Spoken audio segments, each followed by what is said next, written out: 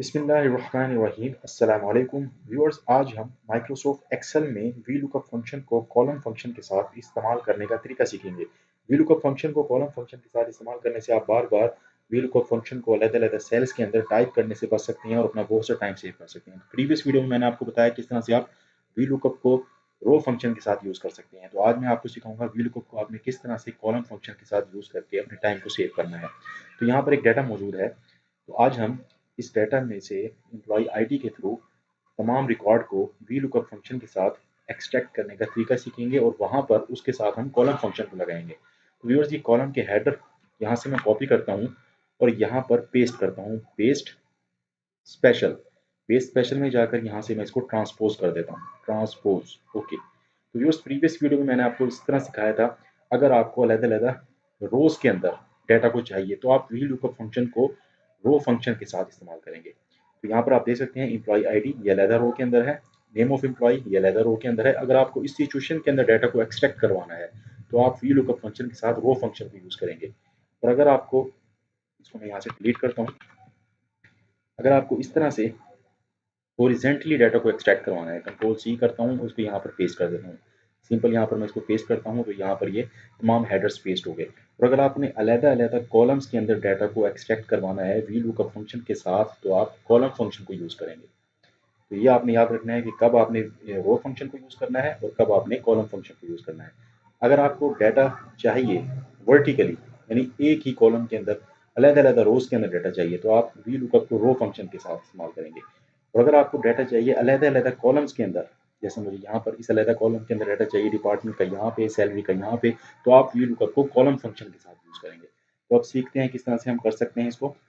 अब यहाँ पर व्यूअर्स एम्प्लॉय आईडी, यहाँ पर हम लिस्ट बना लेते हैं डाटा वैलिडेशन के थ्रू। तो यहाँ पर आप जाएंगे डाटा के अंदर, इस सेल को सिलेक्ट करना है आपने जहाँ पर आपको लिस्ट बनानी है। डाटा के अंदर जाएं, यहाँ पर डाटा टूल में डाटा वैलिडेशन पर क्लिक करें और यहाँ से लिस्ट पर क्लिक करें और यहाँ से डेस्टिनेशन प्रोवाइड करें लिस्ट की, ये मुकम्मल रेंज और ओके। तो यहाँ पर इनकी, यहाँ पर मुकम्मल लिस्ट बन चुकी है। अब यहाँ पर हम वी लुकअप का फंक्शन लगाएंगे। पहले मैं आपको सिंपल वी लुकअप का फंक्शन यहाँ पर लगा के दिखाता हूँ। V lookup, lookup value this cell comma, पहले इसको मैं थोड़ा सा जूम इन कर देता हूँ। अब हम यहाँ पर लगाते हैं equal V lookup, bracket open, lookup value this cell, इसको F4 प्रेस करके फिक्स कर दें ताकि जब आप इसको रिमेनिंग सेल्स में कॉपी करें तो ये सिलेक्शन हमारी यहाँ से मूव ना हो, ड्रैग ना हो।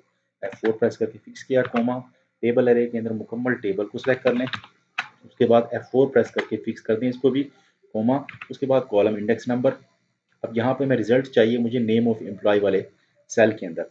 तो नेम ऑफ एम्प्लॉय वाला जो ये सेल है, ये जो कॉलम है, ये इस टेबल का कौन सा कॉलम है? ये सेकंड कॉलम है। तो यहाँ पर आप लिखेंगे 2 comma 0 for exact match, bracket close and enter. तो यहाँ पर नेम आ चुका है। अब मैं इसको ड्रैग करता हूँ रेस्ट ऑफ सेल्स में, तो आप देख सकते हैं यहाँ पर तमाम सेल्स के अंदर सेम वही कॉलम का रिजल्ट आ रहा है नेम ऑफ एम्प्लॉय का। तो यहाँ पर तमाम के अंदर सेम आ रहा है क्योंकि यहाँ पर कॉलम इंडेक्स था सेकंड। अब जो जेंडर है वो इस टेबल के थर्ड कॉलम में है, तो यहाँ पर मैं जाऊँगा और इसको 2 को डिलीट करके यहाँ पर 3 कर दूंगा। यहाँ पर रिजल्ट ठीक हो गया।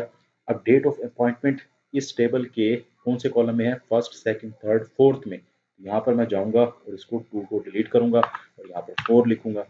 तो इससे व्यूअर्स हमारा बहुत सा टाइम कंज्यूम होगा। हम यहाँ पर वी लुकअप के साथ फंक्शन लगाएंगे कॉलम फंक्शन। इसको यहाँ से डिलीट करता हूँ मैं और इसको मैं यहाँ पर टाइप रहने देता हूँ। इसके अंदर हम जहाँ पर कॉलम इंडेक्स नंबर लिखते हैं, यहाँ पर हम कॉलम का फंक्शन लगा देंगे, COLUMN कॉलम, ब्रैकेट ओपन। और यहाँ से व्यूअर्स आपने जहाँ से आपका टेबल शुरू हो रहा है उसका फर्स्ट सेल आपने सेलेक्ट कर लेना है। मेरा टेबल शुरू हो रहा है यहाँ पर, आप देख सकते हैं बी कॉलम से। तो मैं बी कॉलम का इस टेबल से बाहर भी सेल सेलेक्ट कर सकता हूँ, इस टेबल के अंदर भी सेल सेलेक्ट कर सकता हूँ और टेबल्स के नीचे यहाँ पर कोई भी सेल सेलेक्ट कर सकता हूँ। तो मैं यहाँ पर ये सेल सेलेक्ट कर लेता हूँ, यानी यहाँ से मेरा टेबल शुरू हो रहा है इस कॉलम से। ये सेल मैंने सेलेक्ट किया, उसके बाद यहाँ पर मैंने करनी है ब्रैकेट को क्लोज और एंटर। तो आप देख सकते हैं यहाँ पर रिजल्ट आ चुका है, ये हमारे पास रिजल्ट आ चुका है फहीमुल्लाह। अब मैं इसको ड्रैग करूंगा और हमें बार बार कॉलम के इंडेक्स नंबर को चेंज करने की जरूरत नहीं पड़ेगी क्योंकि हमने कॉलम का साथ ही फंक्शन लगा दिया है। अब आप देख सकते हैं यहाँ पर 106 का रिकॉर्ड एक्सट्रैक्ट हो चुका है। 106 में क्या था? 106 के अंदर इसको जूम आउट करते हैं 106 के अंदर है फ़हीमुल्लाह मेल, और ये आ गई डेट ऑफ अपॉइंटमेंट। यहाँ से होम पर जाकर इसका जो फॉर्मेट है, नंबर फॉर्मेट, वो कर दें शॉर्ट डेट।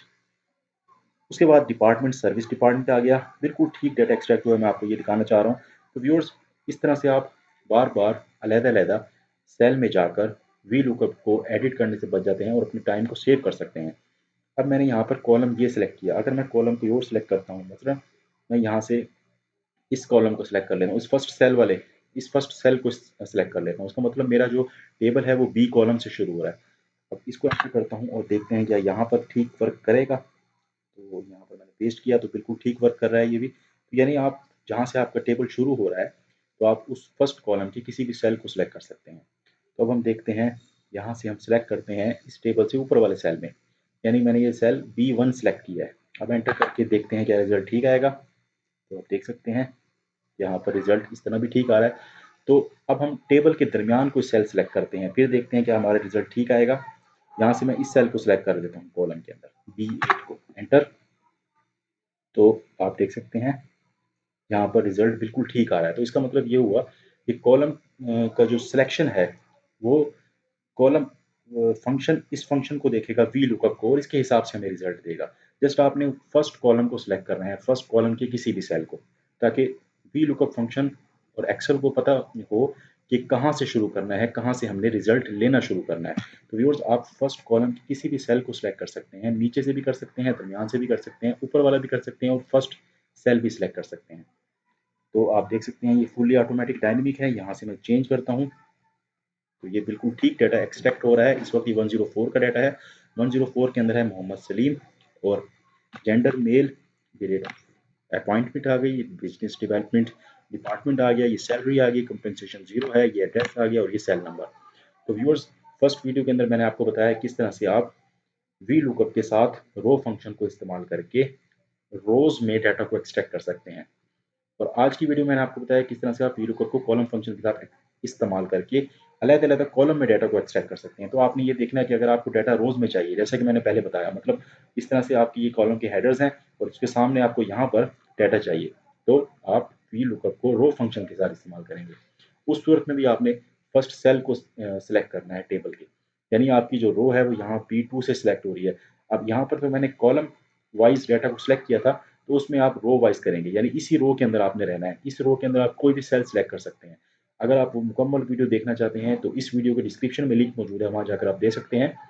तो व्यूअर्स, ये थी आज की वीडियो। इस वीडियो के अंदर हमने सीखा किस तरह से हम VLOOKUP के साथ रो कॉलम फंक्शन को इस्तेमाल करके अपने डाटा को सेव कर सकते हैं, अपने वक्त को सेव कर सकते हैं, और अपने वर्क को एफिशिएंटली सर अंजाम दे सकते हैं। Thanks for watching this video.